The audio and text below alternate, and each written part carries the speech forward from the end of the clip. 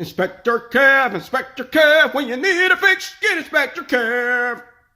Hey, welcome to this video. In this video, we're going to focus on polishing our cast iron grates. And cast iron grates are going to start to discolor over time. As you can see, there's some purple discoloration on these cast iron grates. And we're just going to give it a quick polish to make it presentable for yourself and maybe for some guests that's coming over.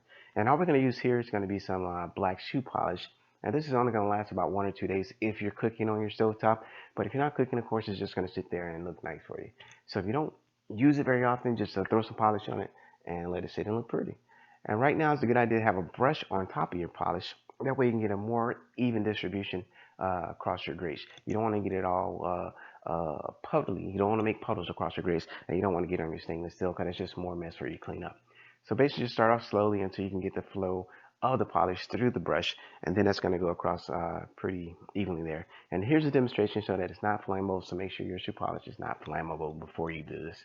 And I'm just going to speed it up because it's just basically some monotonous processes that goes on and on and on and on. And once I finish the video, I'm going to go back and get into the details and nooks and crannies of places that I missed or places that need more attention. But this is just a quick example of how you can make your stovetop presentable.